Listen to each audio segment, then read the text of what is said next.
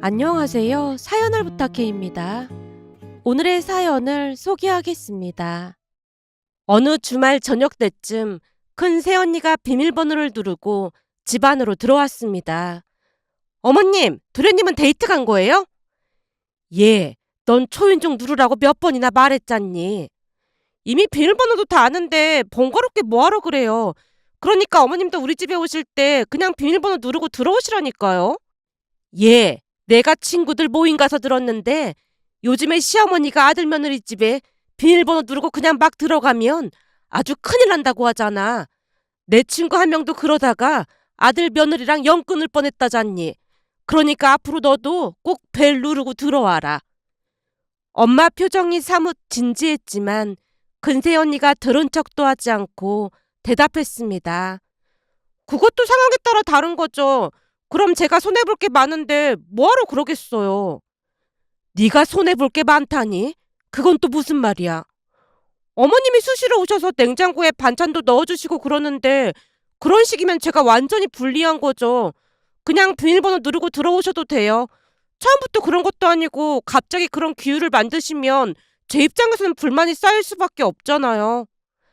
큰새 언니가 불만 가득한 표정으로 이야기를 하고 있자 할머니께서 대화에 끼어들었습니다. 그건 첫째 말이 맞지. 쟤들이 아쉬울 게 없는데 뭐하러 그러겠어. 제 입장에서는 애미가 우렁각시인데 당연히 아쉬울 게 없겠지. 역시 할머님 표현력은 따라갈 수가 없다니까요. 우렁각시가 정확한 표현이네요. 저한테는 어머님이 우렁각시나 마찬가지니까 그런 이상한 규율 만들지 마세요. 암튼 우리 첫째는 희한해도 보통 희한한 게 아니라니까. 엄마가 웃음을 참으며 너스레를 떨었는데요. 큰새 언니는 성격이 밝아도 너무나 밝은 성격이었기에 가족들과도 참 잘 지냈습니다. 특히나 엄마와 할머니와는 기가 막힐 정도로 궁합이 잘 맞았는데요. 가장 신기했던 것은 조금 전에도 말씀드렸듯이 서로 현관 비밀번호를 공유한 채 마음대로 집을 드나들었습니다. 아무래도 큰오빠 부부가 맞벌이를 하다 보니 처음에는 반찬을 챙겨주러 다니는 듯해 보였는데요. 조카 지우가 태어난 뒤로는 더욱 자주 드나들었어요. 언젠가 한 번은 아빠가 불만을 제기한 적도 있었습니다. 아니, 첫째는 연락을 좀 하고 오라고 하던지 해야지. 시도 때도 없이 들락거려서 여간 불편한 게 아니야. 당신이 불편할 게 뭐가 있다고 그래. 당신도 내 입장에 대해서 한번 생각해봐. 종일 회사에서 일하고 와서 집에서 좀 쉬려고 하는데 첫째가 허구한 날 문을 벌컥벌컥 열고 들어오잖아. 예고도 없이 수시로 찾아와서 옷도 편하게 입을 수도 없고 이건 불편해도 여간 불편한 게 아니라니까. 난 아빠 말에 100% 공감합니다. 그렇지. 넌 아빠 심정 이해하지. 난 아빠 심정 충분히 이해해. 제가 아빠 편을 들자 엄마가 불만 가득한 표정으로 우리를 바라봤습니다. 난 첫째가 성격도 꿍한 것도 없고 뒤끝도 없어서 좋던데 대체 뭐가 불편하다는 거야? 아니, 무슨 며느리가 말이야? 시댁을 밥 먹듯이 드나들잖아. 거기다 왔다가 금방 가는 것도 아니고 이건 옆에 앉아서 무슨 말을 그리도 많이 하는 건지 우리 회사 촉새보다 말이 더 많다니까. 그러니 내가 피곤하겠어, 안 피곤하겠어? 이 사람아, 잘 생각해봐. 회사에 가면 그 촉새가 하루 종일 따라다니면서 말을 해대서 피곤해 죽을 지경이라 그나마 집에서는 좀 편하게 지내야지 싶은데 집에서는 며느리가 허구한 날 귀가 따가울 정도로 말을 해대니 내가 환장을 하겠어, 안 하겠어? 나도 진짜 동감한다니까. 회사에서 내내 발표회 뭐해 진짜 말 한마디 하고 싶지도 않은데 큰언니가 와서 종일 말을 걸어대서 나도 죽을 지경이야. 그러니까 말 나온 김에 엄마가 잘 좀 설득해봐. 아빠와 제가 강력하게 컴플레인을 제기했지만 엄마가 세차게 고개를 내저으며 대답했습니다. 첫째가 결혼한 뒤로 어머님은 하나도 안 심심해서 좋다고 하시는구만. 그 정도는 다들 감내해야지. 첫째 덕분에 어머님 다이어트도 성공했는데 그냥 다들 참아. 엄마가 경고하듯 큰 소리로 말을 했고 우리의 소심한 혁명은 불발에 그쳐 실패하고 말았습니다. 그도 그럴 수밖에 없었던 것이 큰새 언니가 할머니와 엄마를 모시고 수시로 산책도 다니고 무리하지 않게 운동도 같이 한 덕분에 비만으로 힘들어 하시던 두 분이 다른 사람이 됐다고 해도 과언이 아니었어요. 그랬기에 큰새 언니는 할머니와 엄마라는 실세를 등에 업고 기세등등했습니다. 하지만 큰새 언니에게는 묘한 매력 같은 것이 있었는데요. 시간이 지날수록 미워할래야 미워할 수 없는 그런 사람이었어요. 얼마 지나지 않아 가족 모두의 마음을 빼앗아 버렸으니까요. 평소 아빠가 안마의자를 사자고 엄마를 꼬셨지만 엄마가 들은 척도 하지 않았는데요. 어느 날은 두 분의 대화를 들은 것인지 아빠 생일을 맞이해서 큰새 언니가 안마의자를 사서 본가로 배달시킨 게 아니겠어요. 물론 안마의자를 보자마자 아빠는 신이 난 채 좋아서 어쩔 줄을 몰라 하셨고요. 하지만 잠시 후 엄마가 걱정스레 큰새 언니에게 물었습니다. 얘, 이 비싼 걸 뭐하러 사서 보냈어? 조금 있으면 아버님 생신이시잖아요. 생신 선물이에요. 그래도 이건 너무 비싸잖니. 어머님, 제가 물리학과 출신이잖아요. 그러다 보니까 물리학적으로 계산을 좀 해봤거든요. 그랬더니 아버님 말씀이 딱 맞더라고요. 딱 맞다니? 뭐가 맞다는 거야? 이 물리학적으로 봤을 때는 이거 하나 있으면 온 가족이 다 쓸 수 있잖아요. 그럼 가격 대비 가성비는 아주 훌륭하다는 결론이 났어요. 넌 꼭 할 말 없으면 아무 때나 물리학을 갖다 붙이더라. 그건 물리학적으로 그런 게 아니라 경제학적으로 그런 거겠지. 암튼 어머님, 이거 한번 보시라니까요. 큰새 언니가 엄마에게 이상한 공식이 적힌 노트를 보여줬는데요. 그 노트에는 무슨 공식 같은 것이 빼곡히 적혀 있었습니다. 그리고 노트를 보던 할머니가 신기하다는 듯이 큰새 언니에게 말했어요. 역시나 물리학과 출신이라 뭐가 달라도 다르네. 할머니, 저 노트에 적힌 공식이 뭔지는 알고 그러는 거야? 나야 당연히 모르지. 근데 물리학과 출신인데 당연히 가성비를 잘 따져봤겠지. 이거 봐봐라. 여기 애미 이름도 있고 가족들 이름이 다 적혀 있네. 이것만 봐도 다 따져봤다는 거 아니겠어? 그럼요. 제가 가성비를 다 따져봤다니까요. 그러니까 앞으로 아버님은 가성비를 위해서 열심히 사용을 하셔야 해요. 그럼 내가 퇴근 후에 매일같이 사용할 테니까 걱정하지 마라. 역시 우리 맏며느리가 최고다 최고야. 아빠가 엄지손가락을 찍혀 세웠고 그 뒤 아빠는 큰새 언니가 문을 열고 들어와도 그리고 쉴 새 없이 수다를 떨어대도 기쁜 표정으로 받아줬습니다. 한마디로 큰새 언니는 공감 능력이 엄청 뛰어난 사람으로 가족들에게 항상 큰 웃음을 주곤 했어요. 큰새 언니의 일화가 참 많은데요. 어느 날은 다 같이 외식을 하던 중 할머니가 큰새 언니에게 물었습니다. 근데 어쩌다가 물리학과에 간 거야? 물리학과 출신이라고 해서 어찌나 멋지던지 딱 마음에 들었지 뭐니. 사실 이건 극비라 우리 엄마가 어디 가서 절대로 말하지 말라고 했는데요. 큰새 언니가 무슨 말인가를 꺼내려고 하자 큰오빠가 급히 말렸습니다. 여보, 혹시 그 얘기 하려고 하는 건 아니겠지? 장모님이 어디 가서 절대 그 얘기 하지 말라고 하셨잖아. 그렇긴 한데 가족들한테는 상관없는 거잖아. 그동안 물리학과 나왔다고 너무 띄워주셔서 좀 찔리기도 하고 그랬거든. 그게 사실은 엄마가 어떻게든 인사어른 하라고 해서 원서를 넣었는데 그 물리학과만 추가 합격을 했어요. 그러다 보니까 고등학교 때보다 오히려 대학 다닐 때 공부를 더 많이 한 것 같아요.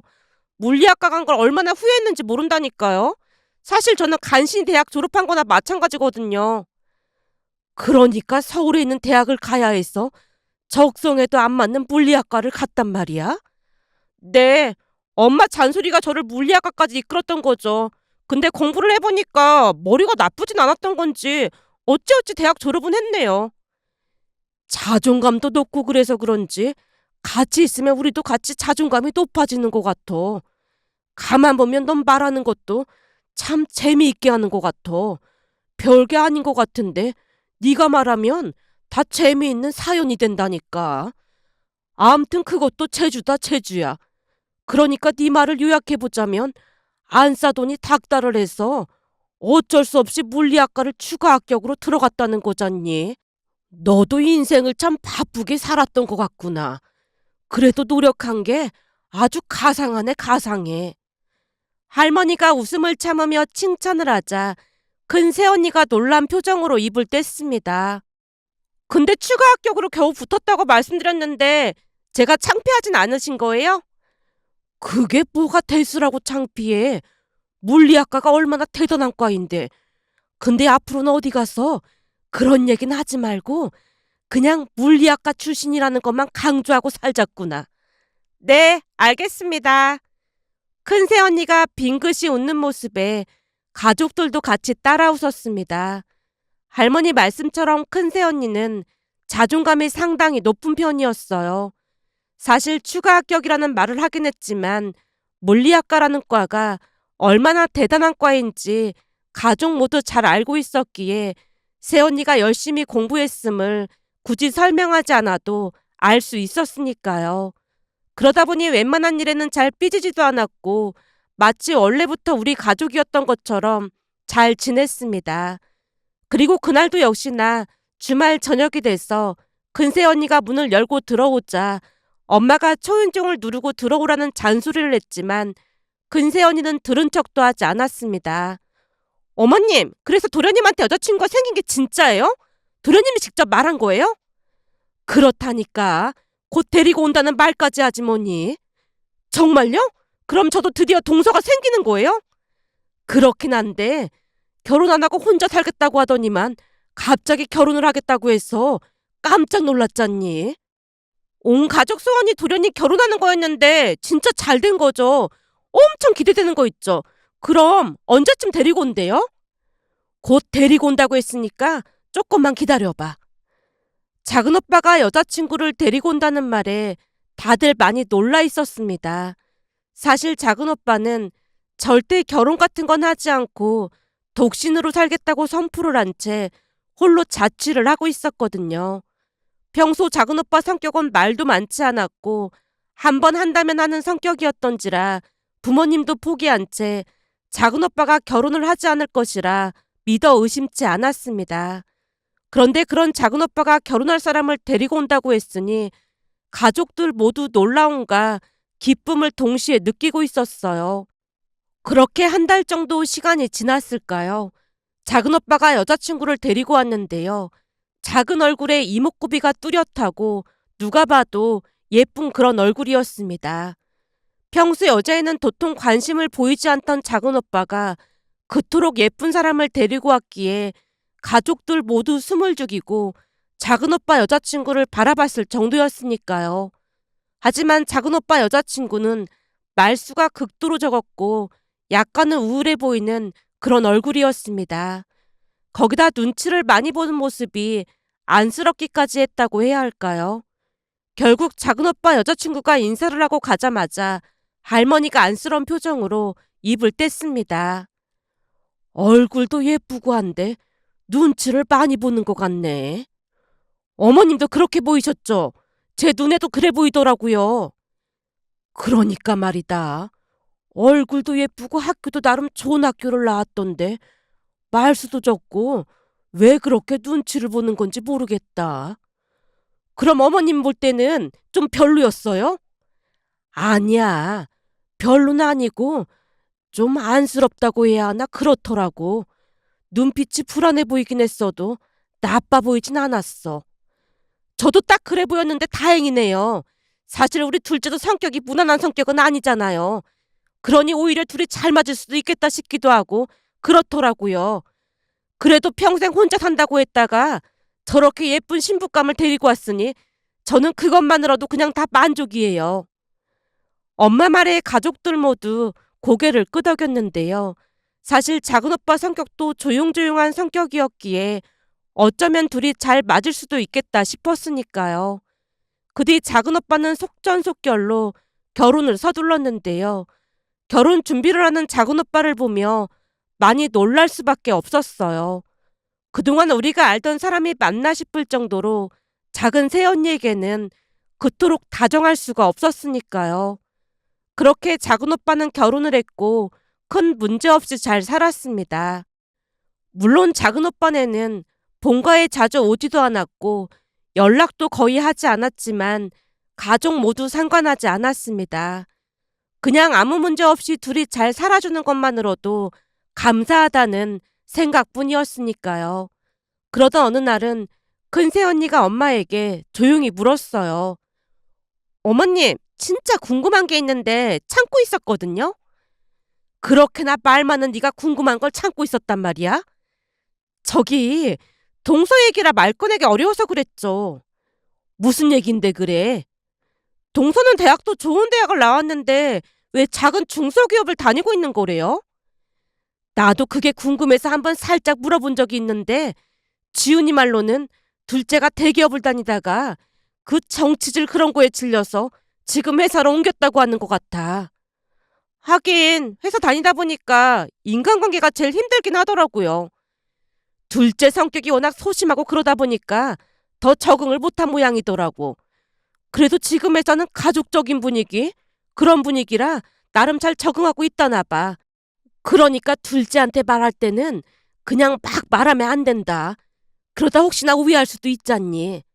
당연하죠. 저도 엄청 조심하는걸요. 그렇듯 가족들 모두 작은 새언니 눈치를 봤는데요. 가끔 집에 오는 날도 작은 새언니가 가족들 눈치만 보고 있었기에 가족들 입장에서도 자동으로 눈치가 보일 수밖에 없었거든요. 그러던 어느 날은 웬일인지 작은 오빠가 혼자 들어오는 모습에 엄마가 놀란 채 물었습니다. 뭐야, 네가 웬일이야? 드릴 말씀이 있어서 왔어요. 우리한테 할 말이 있다니? 엄마뿐만 아니라 우리 모두 작은 오빠 입만 바라보고 있었는데요. 순간 작은 오빠 입에서 기가 막힌 말이 터져 나왔습니다. 저기 그게 수아는 말하지 말라고 했는데 제가 볼 때는 말씀드리는 게 맞는 것 같아서요. 대체 무슨 일인데 그렇게 뜸을 들이는 거야? 그게 가족 모두 출동할 일이 좀 있는데. 출동이라니 무슨 출동? 작은 오빠 입에서 생각지도 않은 말이 터져 나왔기에 그쯤에서 가족들 모두 놀란 토끼 눈을 한 채 작은 오빠만 바라봤습니다. 작은 오빠가 쑥스러운 표정으로 말을 이어갔습니다. 사실은 수아네 회사에서 1년에 한 번씩 가족까지 참석해서 하는 체육대회가 있는데 수아는 그 체육대회를 그렇게나 가기 싫다고 하더라고요. 아무래도 장모님이랑 수아만 가다 보니까 좀 그랬나 봐요. 전혀 생각지도 못한 작은 오빠의 말에 가족들이 침묵을 유지한 채 여전히 작은 오빠만 바라보고 있었는데요. 작은 오빠가 계속 말을 이어갔습니다. 근데 이제 우리가 결혼을 했으니까 가족인 거잖아요. 그러니까 우리 가족이 다 같이 참석해주면 장모님이랑 수아한테 큰 힘이 될 것 같아서요. 그러니까 우리 보고 수아네 회사 체육대회에 참석하란 말인 거야? 네, 그래 주시면 좋을 것 같아요. 거기다 저번에 지우 유치원 체육대회에서도 우리 가족이 거진다 1등 했잖아요. 그러니까 이번에도 같이 참석해 주시면 좋을 것 같아서요. 평소 가족들에게 부탁을 잘 하지 않던 작은 오빠가 특이한 부탁을 하는 모습에 가족들 모두 넋을 놓고 있었는데요. 작은 오빠도 조금은 이상한 부탁임을 느끼긴 했던 모양으로 계속해서 손가락을 비꾸며 얼굴까지 시뻘개져 있었습니다. 그리고 역시나 큰 새언니가 제일 먼저 외쳤어요. 당연히 참석해야죠. 우리는 무조건 참석이니까 걱정하지 마세요. 근데 1등하면 무슨 상품 같은 것도 있는 거예요? 그게 1등하면 제주도 여행권을 준다는데 비행기표랑 숙박 그리고 차 렌터까지 전부 지원해주는 것 같아요. 작은 오빠 말이 끝나기 무섭게 큰 새언니가 벌떡 일어나서 외쳤습니다. 정말요?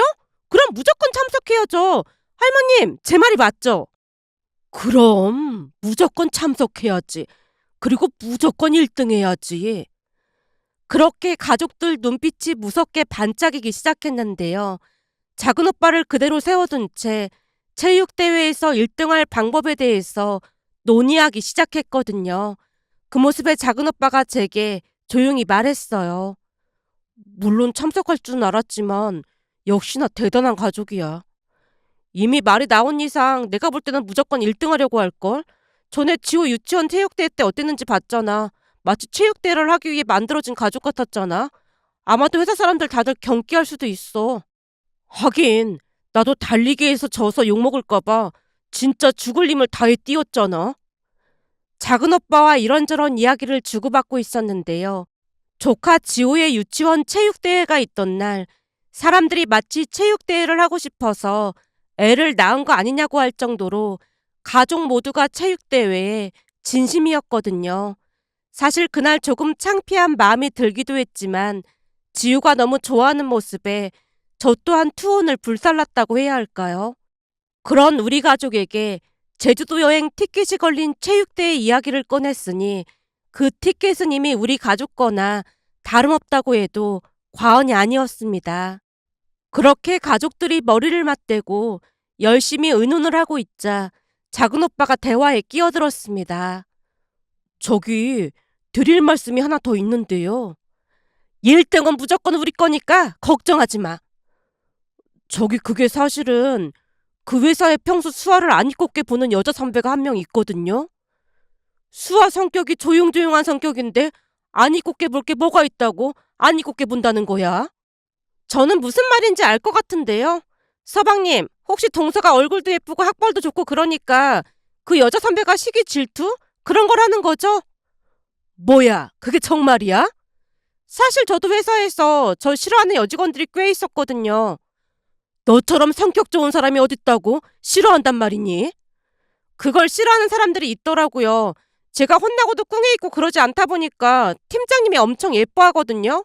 그러다 보니까 내숭을 떤다면서 여자 선배가 따돌리고 그랬거든요. 제 소문도 안 좋게 내고 다니고 그랬다고 하더라고요. 그런 일이 있었단 말이야? 근데 저는 그다지 상관하진 않았거든요.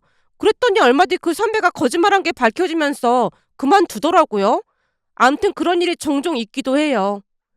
큰 새언니가 씁쓸한 표정으로 말을 하자 작은 오빠가 대답했습니다. 맞아요.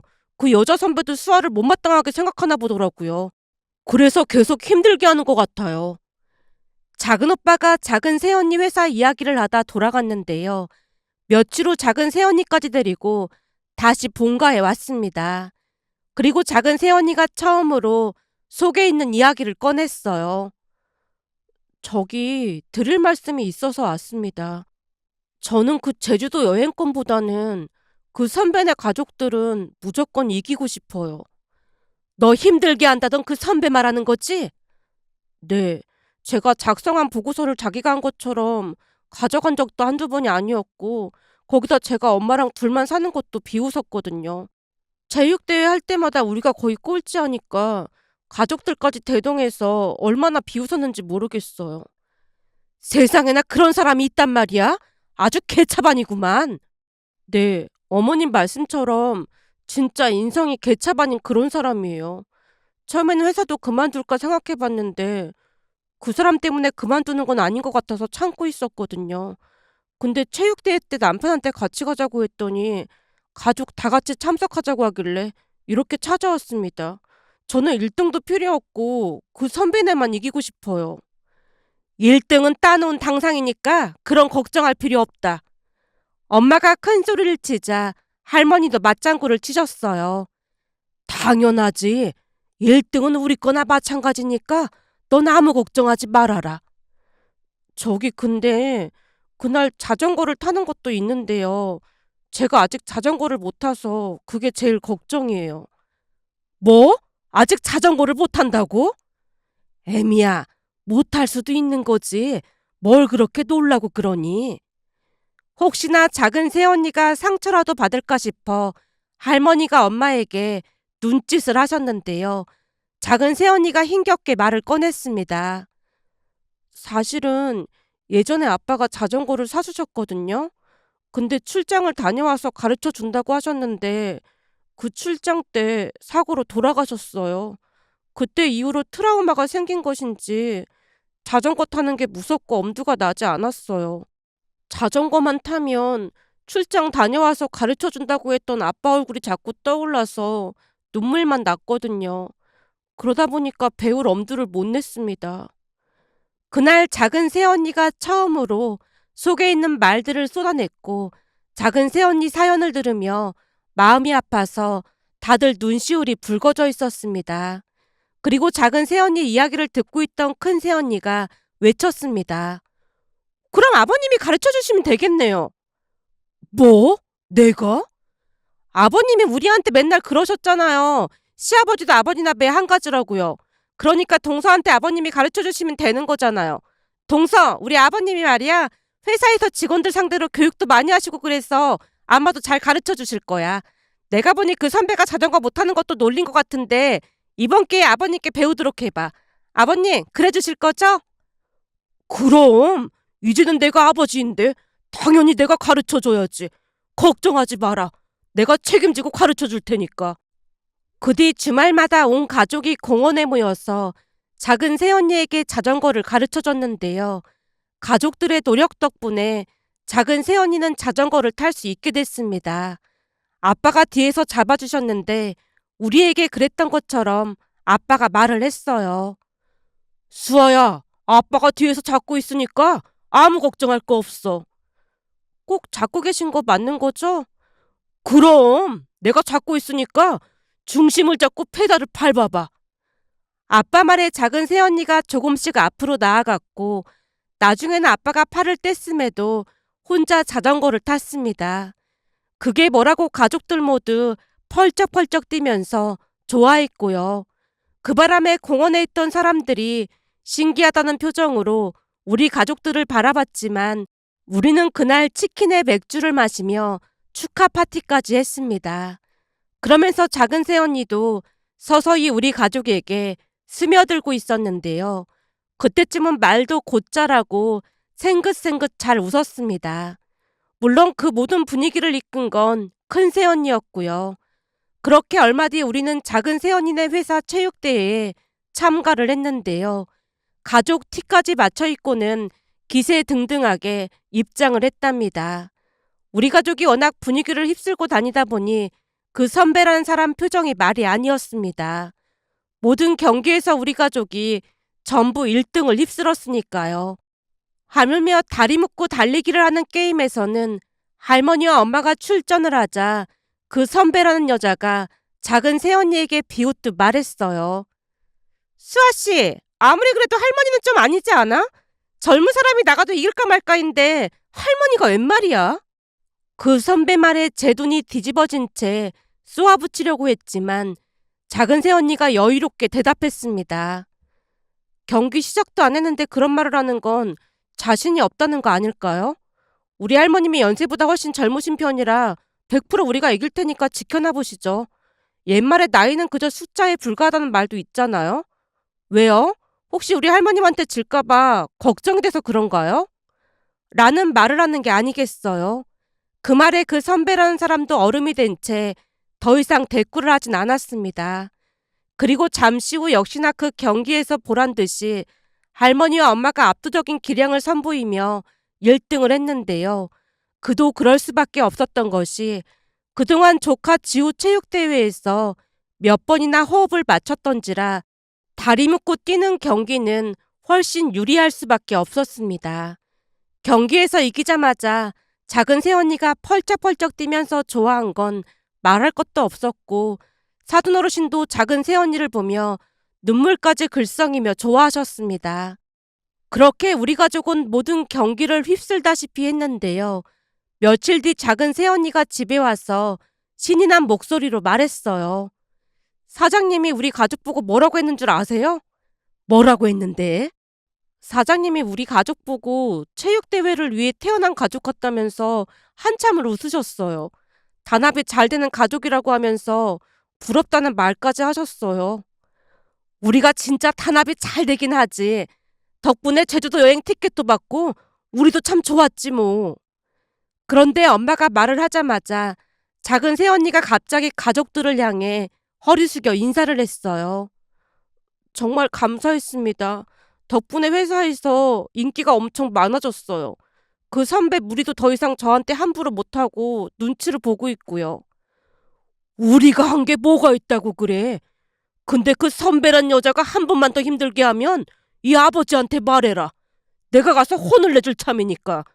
네 뒤에는 우리가 있으니까 항상 당당하게 살아. 아빠가 힘주어 말을 하자 작은 새언니가 눈물까지 흘렸는데요. 가만히 보고 있던 조카 지호가 티슈를 가지고 오더니 작은 새언니 눈물을 닦아주며 말했어요. 작은 엄마, 지호도 옆에 있을게. 울지 마. 라는 말에 작은 새언니가 지호를 꼭 안아줬습니다. 그 뒤 작은 새언니는 성격도 정말 많이 바뀌어 갔는데요.